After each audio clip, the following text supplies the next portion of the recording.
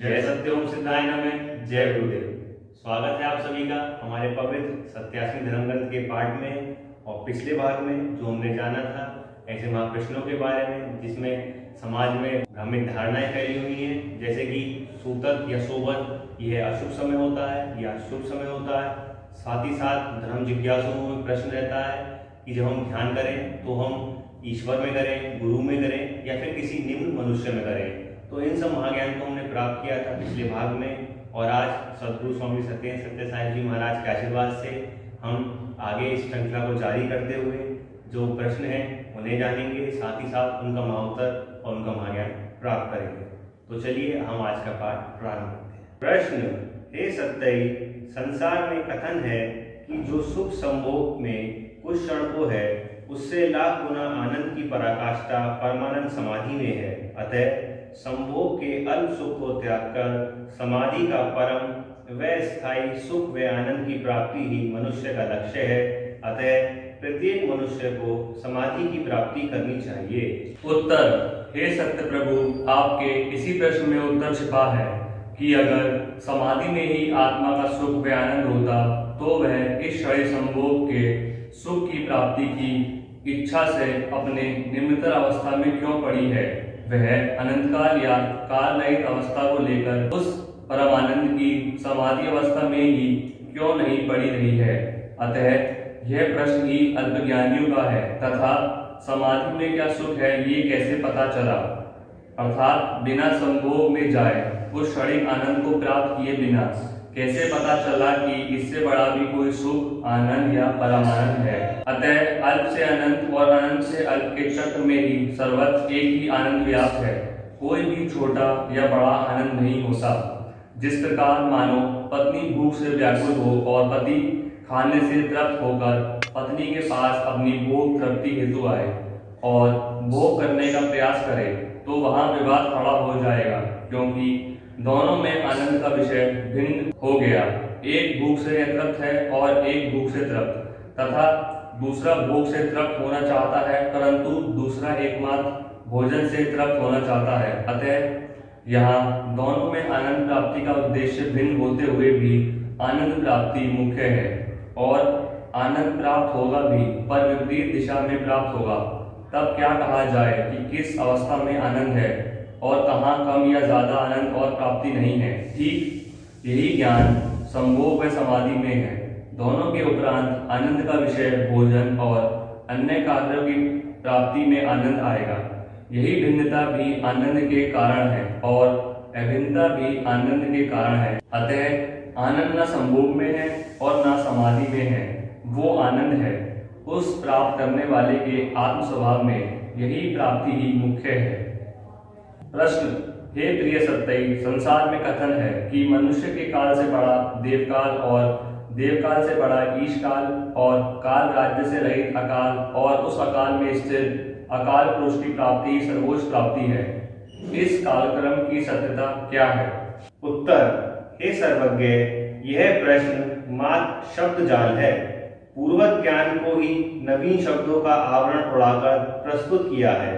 यह भी निम्न से उच्च और उच्च से सर्वोत्तम तथा सर्वोच्चतम अवस्था में अवस्था विराम रूपी पूर्वत ज्ञान क्रम से प्रश्न और वही उत्तर से भिन्न कुछ नहीं है। जो मनुष्य में है वही काल व काल से परे अकाल में है, क्योंकि अकाल ही अपने सर्व स्वरूपों में काल बनकर स्वयं उपस्थित और आनंदित है। तब काल रूप में वही स्वयं अकाल ही उपासना कर रहा है और अकाल रूप में वही काल की उपासना कर रहा है। अतः जहाँ हो और जिस रूप में हो वहीं स्थित रहना ही अकाल पुरुष या अकाल शक्ति की प्राप्ति होती है। प्रश्न: हे सत्यई, आपने ठीक कहा और ठीक ऐसा ही एक अन्य प्रश्न के विषय में भी है कि मनुष्य संभोग से देवभोग ज्यादा समय तक चलता है, क्योंकि वहाँ स्खलन नहीं है।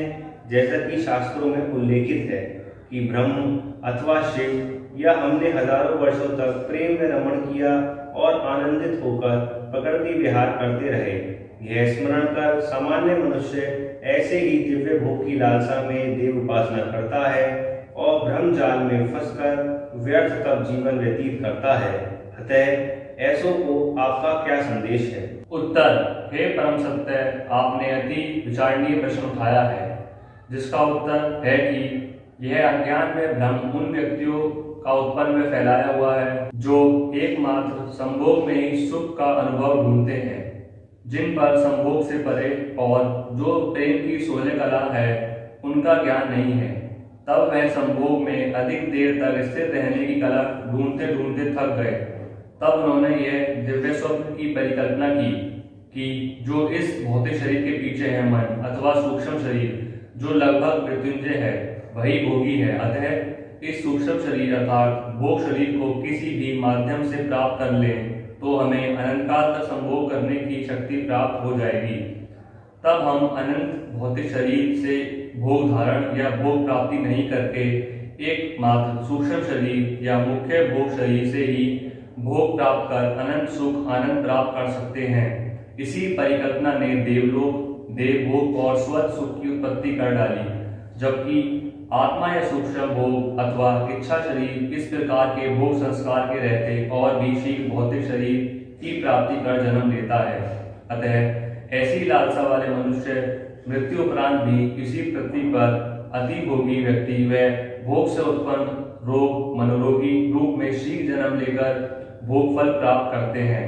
अतः सूक्ष्म शरीर की प्राप्ति न मात्र आकर्षण से है और न ही मात्र विकर्षण से है, अर्थात न भोग डूबे रहने से है, न ही भोग के त्याग वैराग्य से है। अतः वह मात्र भोग योग के संतुलन क्रिया योग के ज्ञान से है। तब इसी पृथ्वी पर अल्पकाल में ही सर्व सुख की प्राप्ति हो जाएगी। यही सत्यास्मी का महाज्ञान है। प्रश्न: हे सत्य, अब मैं एक अति महत्वपूर्ण प्रश्न कर रहा हूँ कि जब सत्यास्मी महाज्ञान के पठन से यह भ्रमजाल समाप्त हो जाएगा कि प्रत्यक्ष और वर्तमान ही सब कुछ है तथा लोक लोकांतर स्वर्ग नरक पितृलोक ऋषिलोक आदि कुछ नहीं होता तथा हम सभी परमात्मा के स्वरूप में सर्वत्र अवस्थाओं में संपूर्ण व आनंद में हैं। हम स्वयं की आनंद इच्छा, आनंद क्रिया, आनंद प्राप्ति हेतु कर्मशील हैं और यही जानना और यही जानकर जीवन जीना ही मोक्ष है। तब क्या सभी में एक प्रकार की कर्महीनता नहीं आ जाएगी कि अब तो कुछ करें या ना करें? हमारे ऊपर किसी भी दृश्य या अदृश्य परमात्मा रूपी कोई अंकुश नहीं है। अब क्यों भय करें? आज नहीं तो कल हम अपने स्वयं के स्वरूप को जान लेंगे और मुक्त होकर भी क्या होगा, हमें पुनः यहीं वापस आना निश्चित है। तब चिंता किस बात की है? तब क्या इस निर्भीकता से समाज में अराजकता, धर्महीनता, व्यभिचार नहीं फैल जाएगा? तब इस बात का क्या समाधान है? उत्तर: हे भगवान, आपकी कही बात से केवल यह पता चलता है कि आपके रूप में जो यह प्रश्नात्मक संशय है, वहाँ यह महाज्ञान सत्यास्मी का पठन, मनन व क्रियात्मक अपनाना नहीं सिद्ध होता है। अब उत्तर यह है कि जब सत्यास्मी से पूर्व का कथित धर्म व धर्म परंपरा का प्रचलन था और है, तब समाज में ईश्वर रूपी भय भी था वह है। तब समाज व मनुष्य में क्या परिवर्तन हुआ है? कुछ भी तो नहीं। पूर्व तथा कथित धर्म द्वारा प्रचलित भय से ही तो समस्त मनुष्य जाति का मात्र शोषण ही हुआ है। उपरोक्त महाज्ञान से व्यक्ति सर्वप्रथम निर्भय होगा, द्वितीय वो अपने को ही सर्वक्रम का कर्ता भोक्ता मानना प्रारंभ करेगा। इसके उपरांत तृतीय स्तर पर प्रत्येक कर्म में आत्मविश्लेषण का भाव उदय होगा तथा वो अपने प्रत्येक कर्म को यथार्थ रूप से दृष्टा बनकर देख पाएगा कि क्या सही है और क्या गलत। चतुर्थ श्रेणी में वो दृष्टा से सृष्टा बनकर यथार्थ कर्म और यथार्थ फल को जन्म देकर आनंद परिणाम को प्राप्त कर संपूर्ण सुखी होगा। पूर्वत धर्म पद के अनुसार तो वो सब कुछ कथित ईश्वर के ऊपर अपने अच्छे बुरे कर्म व परिणाम को डालकर निश्चित हो जाता है, जो भयंकर रूप से कर्महीनता है तथा ऐसे प्रत्येक व्यक्ति की स्वयं की दूरदृष्टि व आत्मदृष्टि की बहुत बड़ी हानि हो जाने से आत्मनिर्भरता समाप्त हो जाती है और दासत्व का भाव उदय होकर सर्वत्र दासत्व की प्रधानता फैल जाती है, जो आज तक सर्वत्र दिखाई देती है। और प्रत्येक मनुष्य में यह भाव उत्पन्न हो गया है कि मैं क्या जानूं, सब ईश्वर जाने, या मेरे ऊपर किए जा रहे अत्याचार का विरोध वह परिणाम वो ईश्वर ही देगा। तब वो ऐसा कहकर भयंकर रूप से कर्महीन होकर आत्मविस्मृत होकर मात्र दासत्व को प्राप्त हो जाता है। तब वो जैसा है वैसे ही उसकी आगामी संतान पीढ़ी होगी, अर्थात दास की संतान दास होगी। यही आज तक के धर्म की भय रूपी धर्म अंकुश लगाकर देन है।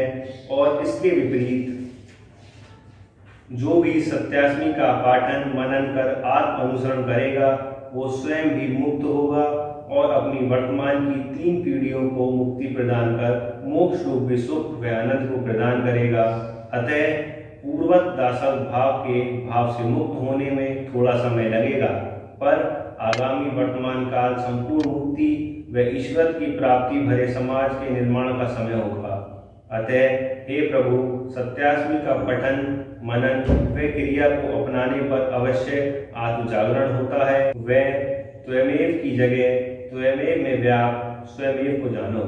तो आज के पवित्र सत्यास्मी संग्रंथ के पाठ में हमने महाप्रश्नों के रूप में महाउत्तरों को जाना, साथ ही महाज्ञान को प्राप्त किया, जिसमें हमने यह जाना कि संभोग में ज़्यादा आनंद है या फिर समाधि में। साथ ही साथ मनुष्य काल से बड़ा देवकाल, देवकाल से बड़ा ईशकाल, इस कालक्रम की क्या सत्यता है और मनुष्य संभोग व देव भोग किसमें ज़्यादा आनंद की प्राप्ति होती है। और साथ ही साथ इसमें सबसे महत्वपूर्ण ज्ञान जो हमने प्राप्त किया वो ये है कि जब हम पवित्र सत्यास्मी के महाज्ञान को अपनाएंगे तो हम खुद के साथ साथ अपने आने वाली 3 पीढ़ियों व समाज को भयमुक्त कर पाएंगे। तो आप सब भी सत्यास्मी महाज्ञान का श्रद्धापूर्वक श्रवण करें, मनन करें, अपने जीवन को सफल बनाएं। तो इसी के साथ मिलते हैं अपने अगले पाठ में।